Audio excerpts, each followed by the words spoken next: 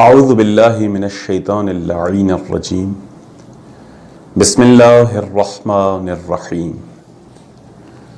الحمد للہ الذی من اول الدنیا الى فنائها ومن الآخرة الى بقائها الحمد للہ علی کل نعمہ واستغفر اللہ من کل ذنب وصلی اللہ علی خیر خلقہ محمد وآلہ الطاہرین الحمد للہ الذی جعلنا من المتمسکین بولایت امیر المؤمنین علی بن ابی طالب علیہ الصلاة والسلام اما بعد فقد قال اللہ تبارک وتعالی فی کتاب المجید بسم اللہ الرحمن الرحیم انما ولیکم اللہ ورسولہ والذین آمنوا الذین یقیمون الصلاة ویؤتون الزکاة وهم راکعون اللہم صل علی محمد وآل محمد وعجل فرجہم۔ تمام اہل ولا، موالیان آل محمد، محبان آل محمد کی خدمت میں اس عید اللہ الاکبر کے موقع پر ہدیہ تبریک پیش کرتے ہیں۔ روایات کی روشنی میں عید سعید غدیر کو بہت بڑی عید قرار دیا گیا ہے۔ یہ بابرکت دن ولایت کے ساتھ مربوط ہے، ولایت آل محمد کے ساتھ۔ اس دن میں جو برکات اور رحمات پروردگار کی طرف سے اپنے بندوں پر نازل ہوتی ہیں ان کا شمار بہت مشکل ہے۔ روایات کی روشنی میں یہ دن بابرکت ترین دنوں میں شمار کیا جاتا ہے۔ آج اس مختصر سی نشست میں ہم اس دن کی مناسبت سے ولایت کے بارے میں کچھ عرائض آپ کی خدمت میں بیان کریں گے۔ سورہ مائدہ کی 55 نمبر آیت ہم نے آپ کی خدمت میں تلاوت کی ہے کہ جو تمام اہل ولا کے درمیان مشہور و معروف آیت ہے۔ یہ وہ آیت ہے کہ جو اہل تفاسیر میں آیہ ولایت کے نام سے مشہور ہے۔ اس میں اللہ تبارک و تعالی انسانیت کے ساتھ ہم کلام ہوتے ہوئے فرما رہا ہے کہ انما ولیکم اللہ ورسولہ والذین آمنوا الذین یقیمون الصلاة ویؤتون الزکاة وہم راکعون، کہ فقط اور فقط تمہارے سرپرست، تمہارے ولی ایک خدا ہے اور ایک اس کا رسول ہے، اور وہ کچھ مومنین ہیں کہ جو ایمان میں اعلیٰ درجے پر فائز ہیں، اور عمل کی دنیا میں وہ ایسے نمازی ہیں کہ جو حالت رکوع میں زکوٰۃ دیتے ہیں۔ اس آیہ شریفہ میں ولایت کو 3 حصوں میں تقسیم کیا گیا ہے۔ ولایت کی 3 قسمیں بیان کی گئی ہیں کہ جو ایک منحصر ہے ذات خداوند تبارک و تعالی میں، کہ جس کو ہم ولایت وحدانیت، ولایت ربوبی کہتے ہیں، اور دوسری ولایت مخصوص ہے میرے تاجدار نبوت و رسالت خاتم المرسلین حضرت محمد مصطفیٰ صلی اللہ علیہ وآلہ وسلم کے ساتھ، کہ جس کو آپ ولایت رسالی یا ولایت نبوی کے ساتھ موسوم کر سکتے ہیں۔ اور تیسری ولایت کہ جو مومنین کے لیے اللہ تبارک و تعالی مخصوص کر رہا ہے، وہ بھی تمام مومنین نہیں بلکہ مخصوص مومنین کے ساتھ یہ ولایت مخصوص ہو رہی ہے، وہ ولایت امامی ہے، ولایت ولائی ہے۔ اگر ہم آیت پر غور کرتے ہیں تو دیکھتے ہیں کہ اس آیت میں لفظ ولی ایک بار استعمال ہوا ہے۔ اس کا مطلب یہ ہے کہ ظاہراً اگرچہ اس کو 3 حصوں میں تقسیم کیا جا رہا ہے، لیکن حقیقت میں یہ ایک ہی ولایت ہے کہ جو ربوبیت سے شروع ہوتی ہے اور امامت تک ختم ہوتی ہے۔ یہ ایک ہی ولایت کا ایک سلسلہ ہے، یہ ایک ہی سرپرستی کا ایک سلسلہ ہے۔ آئیے ہم اس آیت کو سرسری طور پر ایک اس مشہور دعا کے ساتھ تفسیر کرتے ہیں کہ جو دعا ہمارے چھٹے امام حضرت امام جعفر الصادق علیہ السلام سے منقول ہے، اور وہ مخصوص ہے دعا اس زمانے کے لوگوں کے لیے کہ جو لوگ غیبت کے زمانے میں زندگی بسر کرتے ہیں، امام غائب کے زمانے میں زندگی بسر کرتے ہیں۔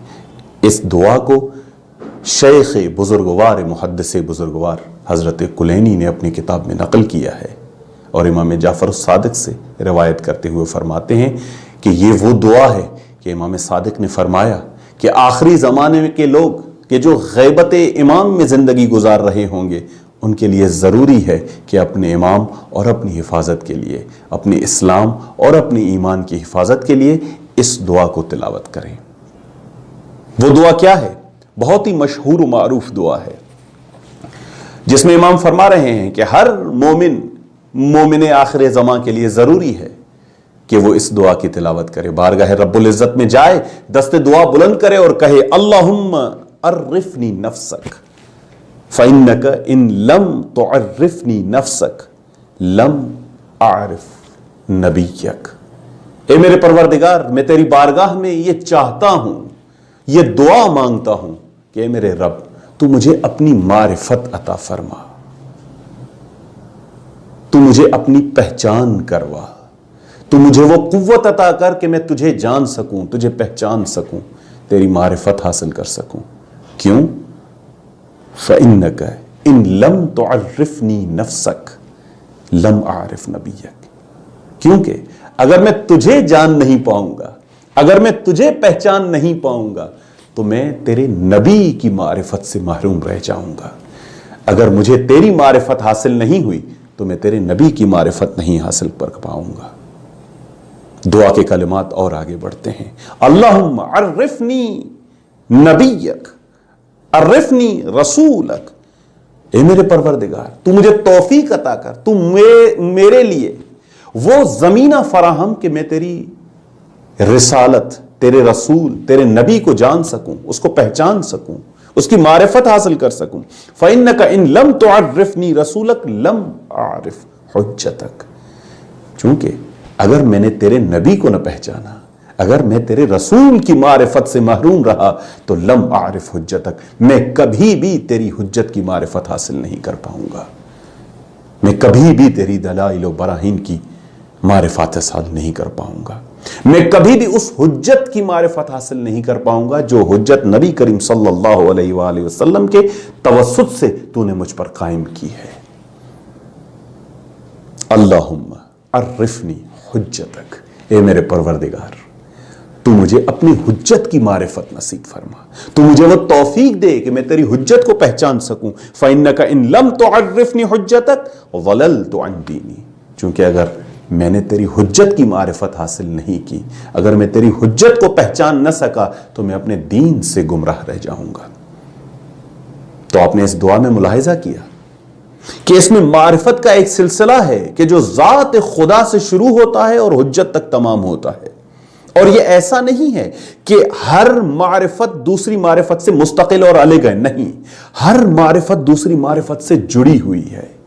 وہ معرفت کے جو ربوبیت سے شروع ہوتی ہے وہ ولایت تک ختم ہوتی ہے، وہ معرفت جو وحدانیت سے شروع ہوتی ہے وہ حجت تک ختم ہوتی ہے، اور یہ ہر معرفت دوسری معرفت کے ساتھ متصل ہے، ایسی متصل ہے کہ جب تک ہم ایک معرفت کو مکمل طور پہ حاصل نہیں کر پائیں گے تب تک دوسری معرفت کے دروازے ہمارے لیے نہیں کھل پائیں گے۔ بالکل ایسے ہی ہے، انما ولیکم اللہ وَرَسُولُهُ وَالَّذِينَ آمَنُوا الَّذِينَ يُقِيمُونَ الصَّلَاةَ وَيُؤْتُونَ الزَّكَاةَ، ہم ولی ہیں، ہمارا رسول ولی ہے، اور یہ مومنین ولی ہیں کہ جو نماز پڑھتے ہیں اور حالت رکوع میں زکوٰۃ دیتے ہیں۔ یہ ولایت کا ایک سلسلہ ہے۔ اب اگر 3 ولایتیں ذکر ہو رہی ہیں تو اس کا ہرگز یہ مطلب نہیں ہے کہ یہ ولایتیں مستقل الگ الگ ولایتیں ہیں، نہیں، بلکہ یہ ایک ہی ولایت ہے کہ جو تسلسل کے ساتھ بیان ہو رہی ہے۔ پہلے مرتبے میں اس ولایت میں ولایت وحدانیت ہے، ولایت ربوبیت ہے، دوسرے مرحلے میں ولایت رسالت و نبوت ہے، اور تیسرے مرحلے میں ولایت امامت ہے۔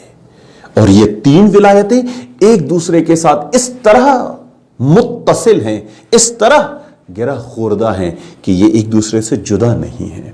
اگر آپ امامت سے شروع کریں گے تو اس کی انتہا اور اس کا اختتام ولایت ربوبیت پر ہوگا، اور اگر ہم ولایت وحدانیت سے شروع کریں گے تو اس کی انتہا ولایت امامت تک ہوگی۔ یہ ایک ہی سلسلے کے مختلف مراحل ہیں، ہر مرحلہ دوسرے کے ساتھ جڑا ہوا ہے۔ یہ ایک ہی ولایت ہے اور ایک ہی معرفت ہے۔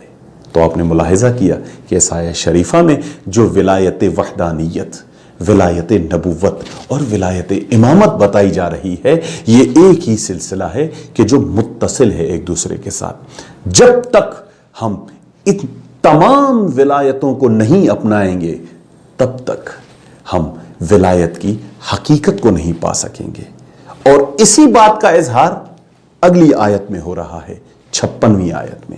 اس آیت میں 55ویں آیت میں کہا گیا کہ تمہارا ولی خدا ہے، تمہارا ولی رسول ہے، اور یہ مومنین تمہارے ولی ہیں۔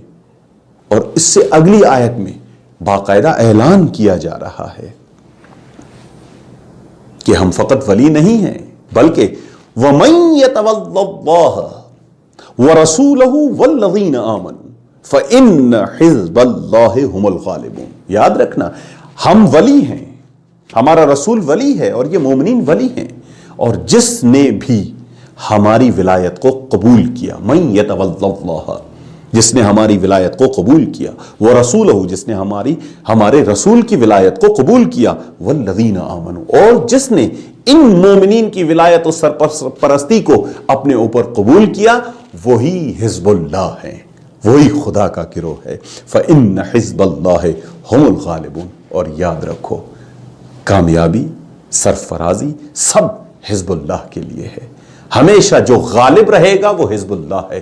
حزب اللہ ہونے کے لیے شرط یہ ہے کہ آپ ولایت توحیدی، ولایت نبوی اور ولایت امامی، ان تمام ولایتوں کو قبول کریں، ان کی زیر سایہ آئیں، ان کی سرپرستی کو قبول کریں، پھر آپ حزب اللہ قرار دیے جائیں گے، پھر کامیابی اور سرفرازی آپ کے قدم چومے گی۔ انہی الفاظ کے ساتھ بارگاہ پروردگار میں دعا گو ہیں کہ اللہ ہمیں انہی ولایتوں کے ساتھ متمسک رہنے کی توفیق عطا کرے۔ وآخر دعوانا ان الحمد للہ رب العالمین۔